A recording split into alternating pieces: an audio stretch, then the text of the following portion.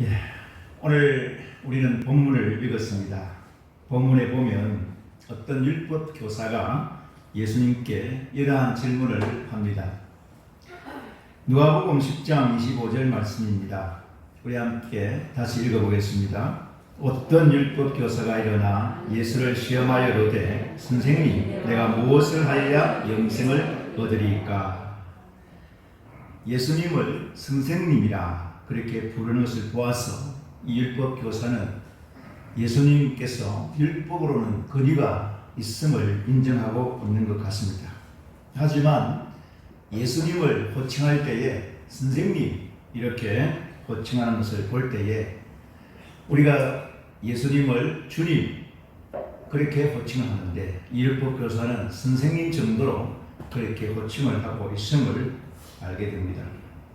그러니까 이 율법 교사는 진심으로 예수님께 영생을 어떻게 하면 얻을 수 있습니까? 라고 그렇게 질문을 한 것이 아니라 어떤 악한 의도, 즉 예수님께 질문을 할 때에 예수님을 시험코자 이러한 질문을 했다고 볼 수 있습니다. 이 율법 교사는 사람이 착하고 선한 행동으로 영생을 얻을 수 있다고 하는 구원관을 가지고 있었습니다. 사람이 착하고 선한 일을 많이 하면 구원을 얻을 수 있다. 오고 가는 많은 사람들이 이런 구원관을 가지고 살아가는 사람들이 참 많습니다. 오늘 본문에 나오는 전통적인 율법 교사뿐만 아니라 유대교 안에서도 자비를 많이 베풀고 선한 일을 많이 하면 구원을 얻을 수 있다. 이런 생각을 가지고 있습니다. 그래서 유대인들은 아주 자비를 베풀고 후원금을 내고 하는 일에 있어서 인색하지 않습니다. 그들은 돈을 버는 목적이 착한 일을 하고 후원을 하고 많은 사람들에게 선한 일을 하기 위해서 돈을 번다고 그렇게 말을 하고 있습니다. 불교나 힌두교에서도 이러한 구원관을 가지고 있습니다. 불교나 힌두교에 보면 윤회설이라는 그러한 설이 있습니다. 윤회설이라는 것이 뭐냐 그러면 육도윤회라는 말입니다. 육도윤회라는 말은 생명이 있는 것은 6가지 세상에 번갈아 태어나 죽어간다는 것입니다.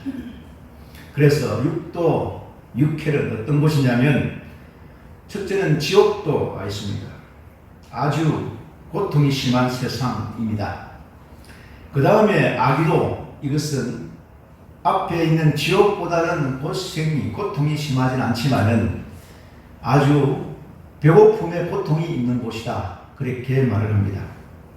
그 다음에 축생도는 여기는 네발 짐승 달린 짐승들 곳이 사는 곳입니다. 즉 뱀도 그리고 벌레도 그렇게 태어나 이곳에서 살고 죽어가고 있다고 합니다. 그 다음에 아수라도, 이곳은 사람이 아주 악해 노염, 악한 마음이 가득 차서 남의 잘못을 철저하게 따지고 들추고 또 그렇게 규탄하는 사람들이 가는 곳이 바로 아수라도랍니다. 그리고 사람이 아주 선한 사람들이 가는 곳이 인도, 그 다음에 육도인데 천도라는 곳이 있는데 이곳에 가면 행복이 두루 갖추어진 하늘 세계를 천도라고 합니다. 그래서 인간은 세상에서 업을 많이 쌓으면, 좋은 업을 많이 쌓으면 천도에 다시 태어난다는 것입니다. 쉽게 말하면 세상에서 아주 착하고 선한 일을 업을 많이 쌓으면 죽어서 다시 태어날 때는 천도에서 태어나기 때문에 착하고 선한 업을 많이 쌓아라, 이렇게 불교에서 가르치고 힌두교에서 가르치고 있습니다. 이렇게 불교도 그렇고 힌두교도 그렇고 많은 사람들이 착하고 선하게 살면 구원을 받는다, 이런 생각을 가지고 있는 사람들이 많습니다. 오늘 본문에 나오는 율법교사도 어떻게 구원을 얻을 수 있을까를 생각할 때에 자신은 스스로 옳게 여기고 착하고 선하기 때문에 구원을 받는다고 생각을 했던 것입니다. 그런데 오늘 예수님께 질문을 합니다. 그때 예수님께서 율법은 어떻게 기록되느냐 그렇게 물으셨습니다. 율법 교사는 율법에 관하여는 잘 알기 때문에 자신만만하게 대답을 합니다. 신명기 6장 5절과 레위기 19장 18절을 통해서 하나님을 전적으로 사랑하고 이웃을 내 몸같이 사랑합니다. 그렇게 기록되어 있다고 예수님께 답을 합니다. 그때 예수님께서 이렇게 대답하십니다. 네 말이 옳다. 아주 극찬, 칭찬을 하셨습니다. 이 율법 교사가 예수님께로부터 극찬을 들었습니다. 칭찬을 들으니까 이야, 기분이 얼마나 좋겠습니까? 그래서 다시 예수님께 질문을 하게 됩니다. 극찬을 받은 율법 교사가 그러면 자신이 옳게 보이려고 내 이웃은 누구이십니까? 라고 그렇게 예수님께 질문한 것입니다. 내 이웃이 누구입니까? 이 질문을 받은 예수님께서는 선한 사마리아인의 비유를 오늘 본문에서 말씀하고 계시는 것입니다. 저는 계속해서 예수님의 비유에 관한 말씀을 설교를 하고 있습니다. 오늘도 예수님께서 선한 사마리아인의 비유를 통해서 이 율법 교사가 질문을 한 이 질문에 대하여 답을 하시는 이 답을 통해서 우리가 함께 교훈을 받고 또 예수님의 마음을 우리가 알아야 될 줄로 믿습니다. 이 율법 교사가 무슨 의도로 내 이웃이 누굽니라고 질문했을까요? 누가복음 10장 29절에 답이 있습니다. 다 같이 읽겠습니다. 누가복음 10장 29절입니다. 시작. 자기를 옳게 보이려고. 여기 앞에 기록되어 있어. 자기를 옳게 보이려고.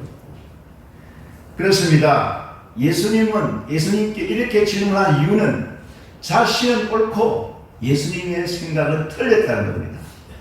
자기가 예수님보다도 율법에 관하여는 잘 알고 있기 때문에 자기 생각이 옳게 보이려고 예수님의 생각이 틀렸다고 하는 것을 말하기 위해서 이 질문을 던진 것입니다. 사랑하는 성도님들, 옛날이나 지금이나 이웃이라는 것은 아주 제한적입니다. 유대인들이 생각하는 이웃이라는 것은 바로 가족이 이웃이고 그 다음에 친척이 이웃이고 그리고 친구가 이웃입니다. 아주 제한적이죠. 그리고 혈통이 같은 유대인들이 바로 이웃이라고 그렇게 생각하고 살았습니다.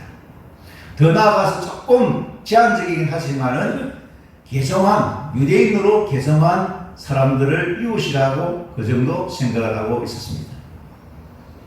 그런데 오늘 예수님께서는 이 율법 교사가 생각하는 이웃은 제한적이고 아주 성경적이 아니라고 그렇게 말씀하고 있는 것입니다.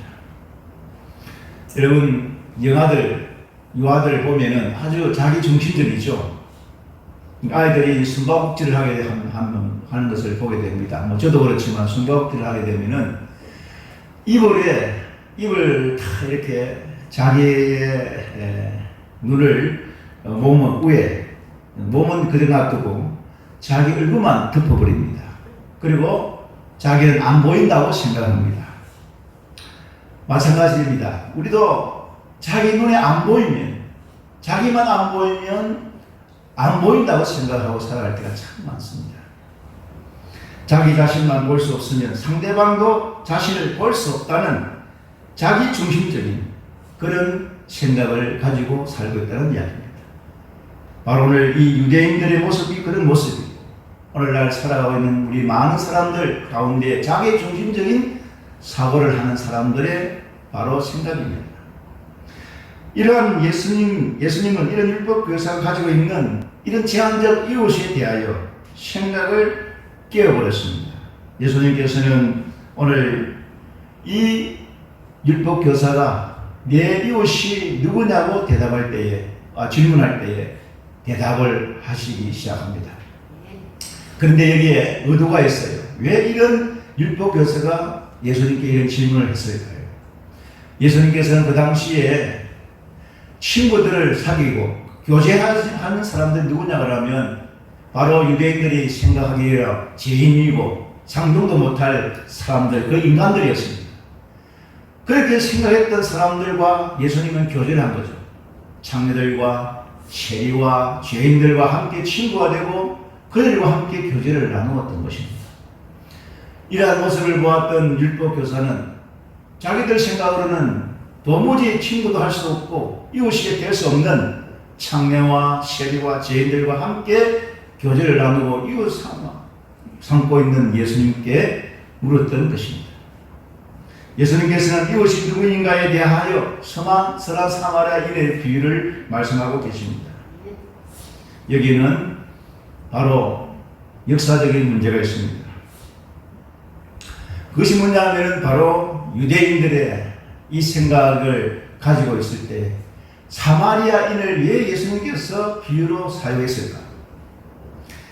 이웃이 누구인가에 대한 질문에 대하여 예수님은 선한 사마리아인을 비유로 말씀하고 있습니다. 우리의 이웃은 누구인가를 대답할 때 예수님께서는 바로 도움이 필요한 사람, 이 사람이 누구든지 이웃이라고 말씀을 하고 계시는 것입니다. 유대인들은 자기들만 생각했습니다. 자기들 친구, 가족, 아주 제한적입니다. 그런데 예수님께서는 모든 사람, 도움이 필요한 모든 사람이 이웃이라고 말씀을 하신 것입니다. 사랑하는 성도님들, 우리의 이웃은 누구입니까? 여전히 저와 여러분들도 내가 이웃 삼을 수 있는 사람은 내 가족이나 친구나 친척이나 나와 가까이 나의 편이 되어지죠. 내 자신을 옳게 보는 그런 사람들과는 안 친구로 삼고 있고, 나를 비난하고 비판하고 욕하고 그런 사람들과는 전혀 쉽게 말하면 원수는 친구가 될 수 없고 이웃이 될 수 없는 것입니다.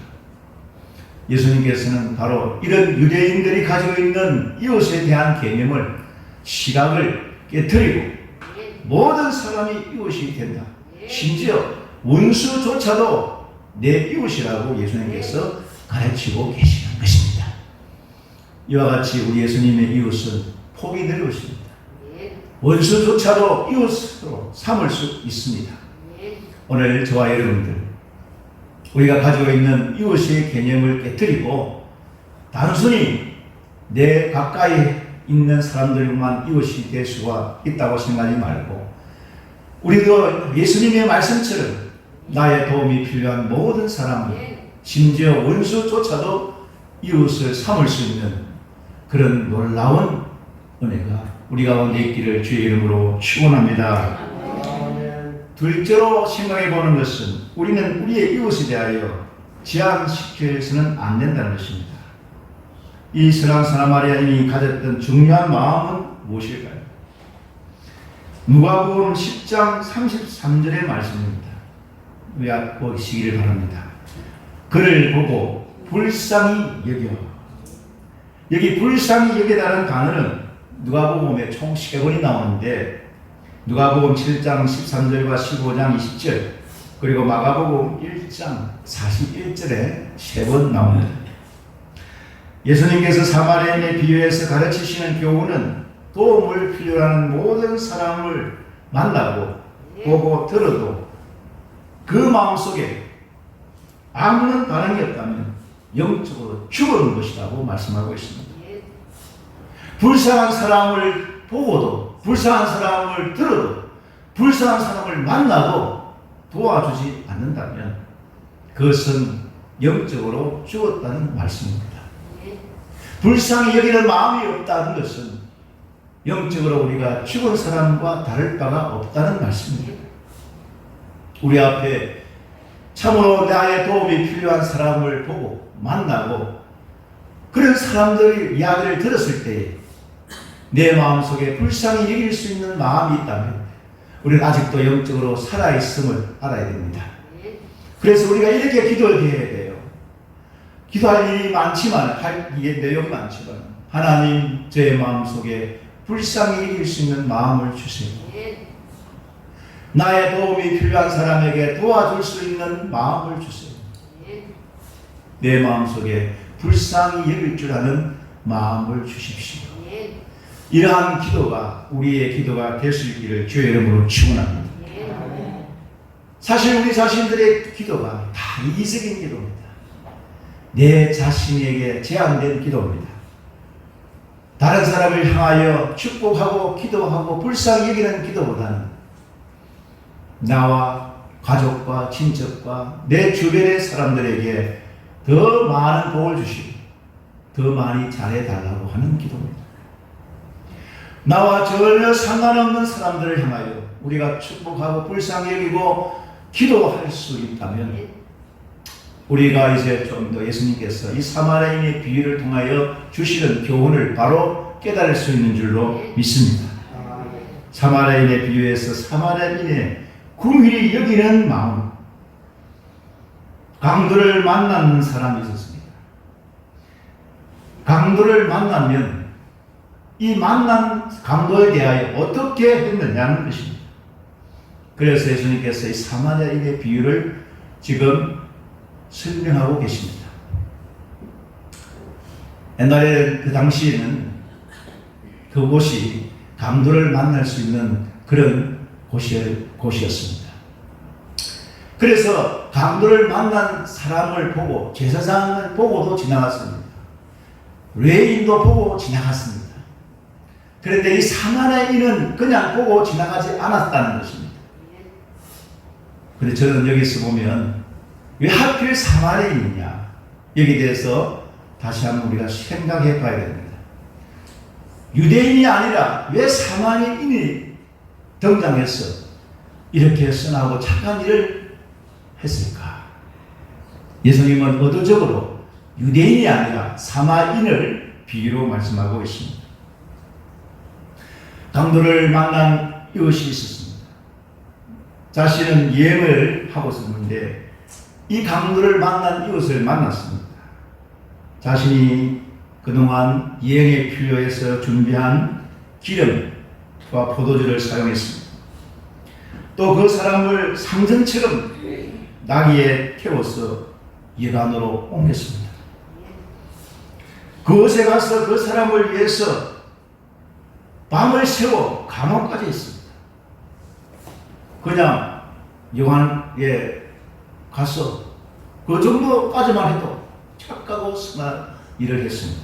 그런데 밤이 새도록 자기와는 전혀 상관이 없는 사람입니다. 그 사람을 향하여 간호까지 했습니다. 그리고 그 선한 사마리아인은 숙박비를 대신 내어주었고 그 여관 주인이 잘 돌봐줄 수 있도록 부탁하면서 내가 돌아올 때 후비를 약속하면서 완전한 치료와 끝까지 책임지는 모습을 사마리아인은 보여주고 있습니다. 강도를 만난 이웃에 대하여 그냥 어느 정도 자신의 나귀를 태워서 여관방에 가서 좀 이렇게 불쌍히 여겨주시고 잘 돌봐주세요 하고 가버린 것만입니다.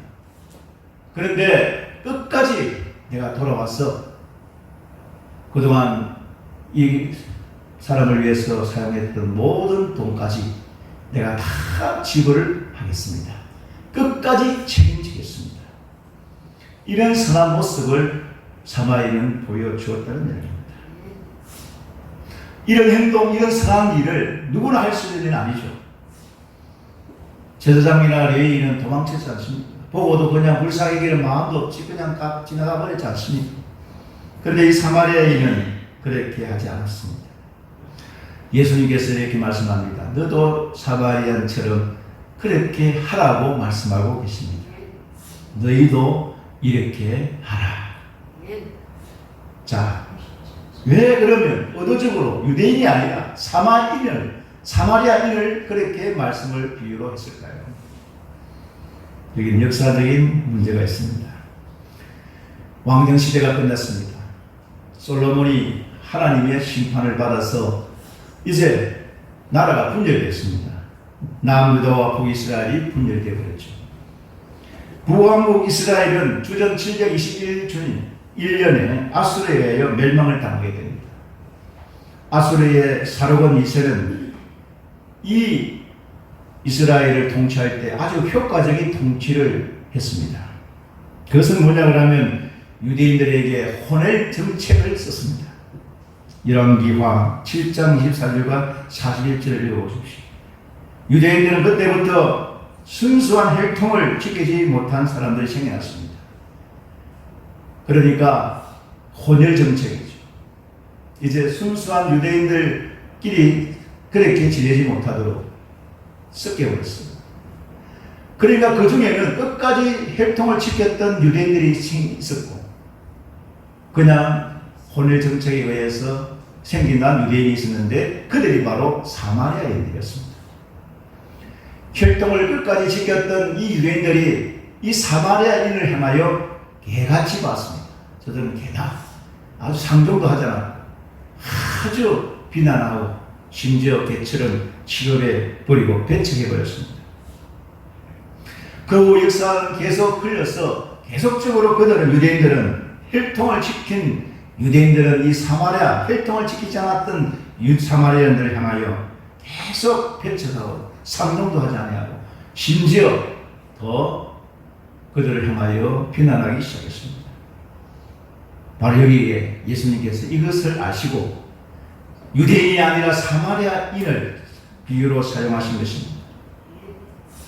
제사장이나 레위인은 그냥 강로만한 이웃을 보고도 자신들과는 전혀 상관이 없기 때문에 보고도 못 본 척 지나가 버렸습니다.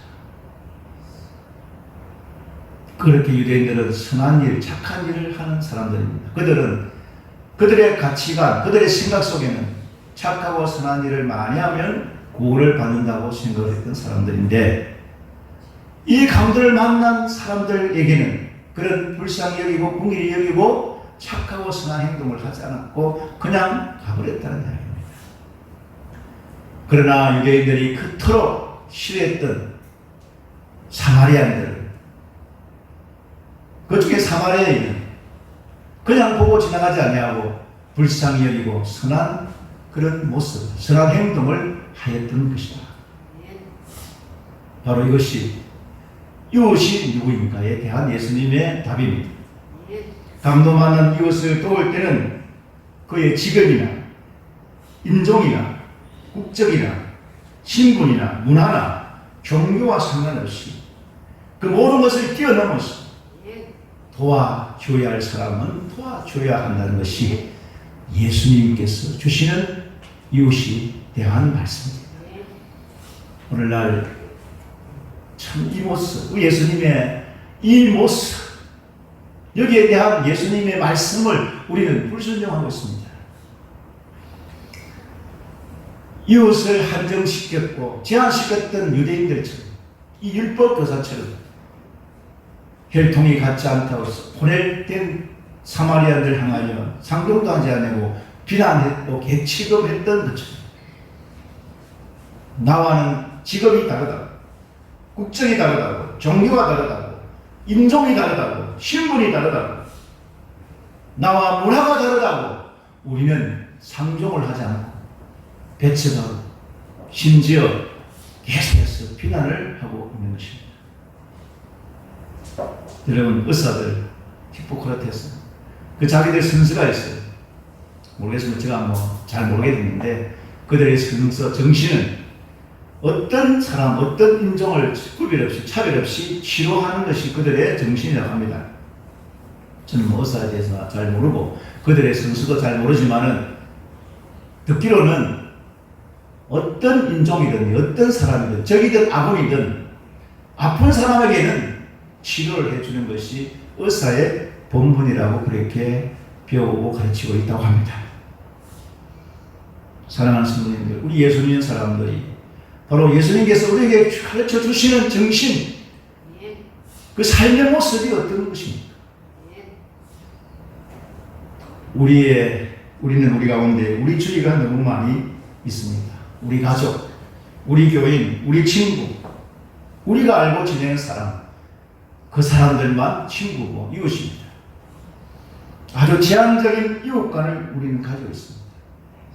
예수님께서 우리에게 가르쳐 주시는 이웃과는 너무나 다른 이웃관을 가지고 살고 있다는 이야기입니다. 내 이웃이 누구입니까? 라고 질문을 하고 있었습니다. 예수님께서 사마리아인의 비유를 통해서 그토록 미워하고 그토록 상종하지 아니하고 그토록 욕했던 그 사마리아인을 비유로 통해서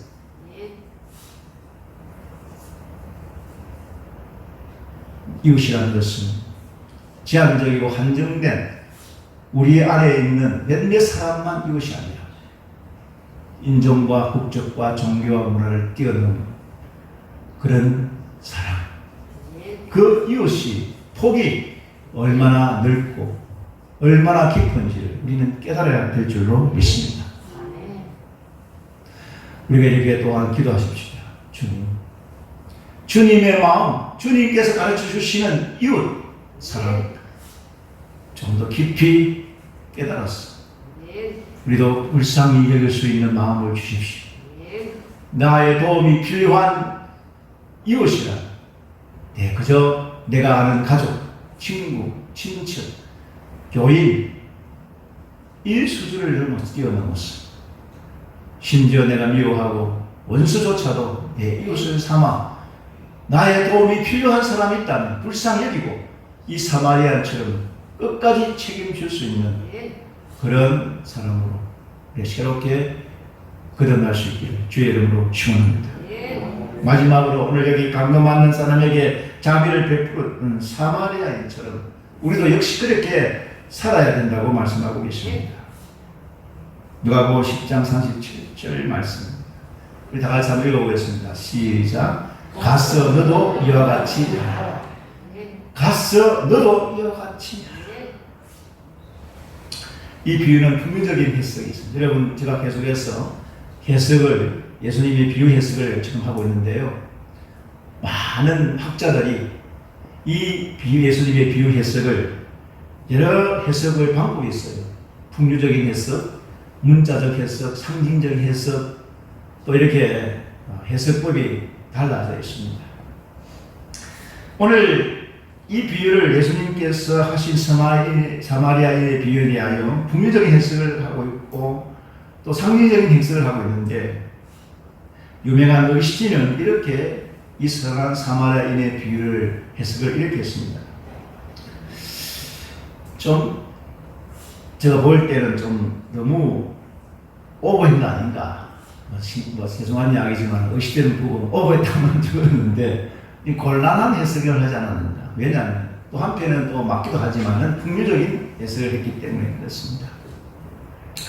의시전의 풍류적 해석은 이렇습니다. 강도 맞는 사람은 아담이고 강도는 마귀와 그의 쫄리들이고 제사장과 레위인은 구약의 사제들이고 사마리아인은 예수님이고 기름은 이루고 포도주는 군면이고 여관은 교회고 두 대라론에 나오는데 이것은 신약과 구약이고 이렇게 상징적인 풍류적으로 해석을 하고 있습니다. 여관은 교회고 여관 주인은 사도 바울이다. 이렇게 의시되는 해석을 했습니다. 맞는 부분도 있고 안 맞는 부분도 있는데 하여튼 중요한 것은 바로 사마리아인을 예수님으로 그렇게 상징했다는 것입니다. 사마리아의 행동, 바로 이것이 예수님을 통해서 이루어지는 새로운 하나님의 나라를 보여주고 있는 것입니다. 사랑하는 성도님들, 예수님께서는 하나님 나라가 이 땅에 이루어지기를 기도했습니다. 그렇다면 하나님의 나라를 이 땅에 이루어지기 위해서는 이 사마리아인처럼 그렇게 행동을 해야 된다고 말씀하고 계시는 것입니다. 단순히 내 이웃이라는 것이 나의 가족이나 친척이나 친구나 내가 아는 몇몇 사람이만 이웃이 아니라 나의 도움이 절실히 필요한 모든 사람은 다 내 이웃이 될 수 있다는 이야기입니다.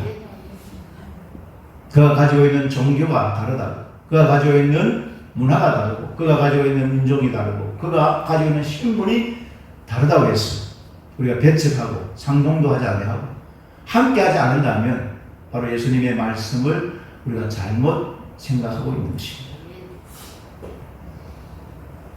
비록 도움이 필요한 이웃에 대하여 작은 도움일지라도 내가 불쌍히 여기고 그래서 여기뿐만 아니라 행동으로 옮길 수 있다면 우리는 오늘 사마리아의 비유에서 말씀하시는 예수님의 의도, 예수님의 뜻을 우리가 잘 깨달았다고 볼 수 있습니다. 사랑하는 성도님들, 우리가 가지고 있는 것들 가지고 뭘 해보려고 하면 참 힘듭니다. 어렵습니다. 여러분, 유대인들은 앞에서 말씀드렸지만은 돈 버는 목적이 착하고 선한 일을 많이 하기 위해서 돈을 번다고 합니다. 그들은 전략하고 아껴서 돈을 모아서 어떻게든지 선하고 착한 일을 많이 하였어. 그것이 바로 그들 스스로가 구원을 받는다고 생각하고 있기 때문에 그렇지만은, 그러나 그들의 가치관은, 인생관은 그렇습니다. 그렇다면 오늘 예수님을 믿는 저와 여러분들의 인생관은, 가치관은 무엇입니까? 우리가 돈을 버는 목적이 뭡니까? 이 땅에서 사는 목적이 뭡니까? 오늘 우리가 나에게 손을 내밀면서 나의 도움이 절실히 요구하고 필요한 사람들에게 불쌍히 여길 수 있기를 주의 이름으로 축원합니다. 이 사마리아인 사람처럼 예수님께서 가서 너도 이와 같이 하라는 말씀을 우리가 다시 한번 깊이 생각해 봐야 됩니다. 나는 궁일이 여기는 사람인가? 우리 하나님께서는 높고 높은 보좌와 영광과 존귀와 거룩을 다 버리셨습니다. 하나님께서는 자신을 모든 신분, 모든 영광, 모든 존귀를 다 버리셨습니다. 나 같은 죄인을 구원하기 위해서 십자가에서 희생 제물이 되셨습니다. 왜 그렇게 하셨을까요? 궁일이 여겼기 때문입니다. 오늘 저와 여러분들을 불쌍히 여기기 때문에 하나님은 자신을 다 버리시고 십자가에서 죽기까지 자신을 희생하여서 저와 여러분들을 구원하신 것입니다. 우리가 이것을 믿음으로 알고 산다면 다시 한번 사마리아의 비유를 통해서 예수님께서 하시고자 하시는 말씀은 너를 향하여 손을 내밀고 도와달라고 할 때 작은 정성이지만 작은 것일지라도 냉수 한 그릇일지라도 불쌍히 여기고 도와줄 수 있는 사람이 되어라. 이것이 하나님 아버지의 뜻이고 우리 주님의 말씀이 아닐까요? 그러므로 오늘 기도할 때에 주여 내 마음속에 불쌍히 여기는 마음, 궁일이 여기는 마음을 주셨습니다. 나의 도움을 절실히 필요한 사람에게 도와줄 수 있기를 기도하시기를 바랍니다. 예민하지 말고 지나가지 말고 배치가 함께 예수님처럼 모든 사람을 신분이든 다르든 종교가 다르든 문화가 다르든 어떤 사람이든지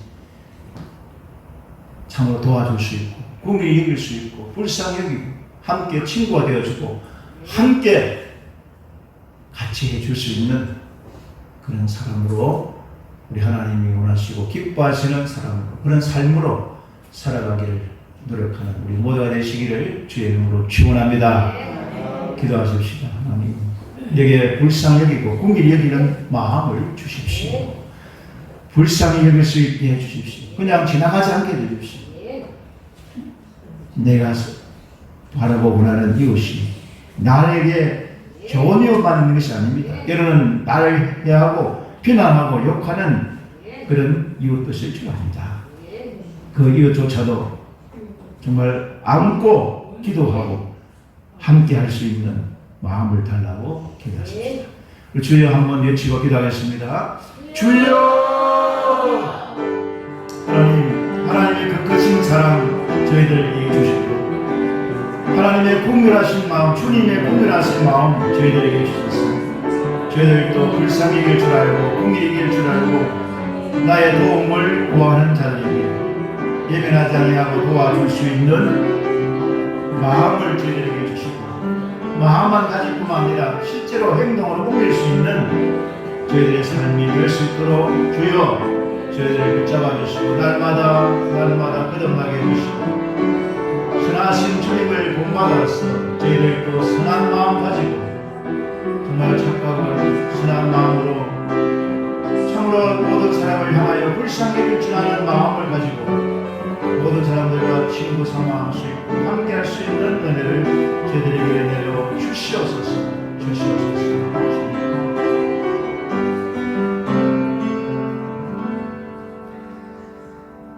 이다 같이 일어나셔서 피의 송 우리 주의 성령으로 기도하겠습니다.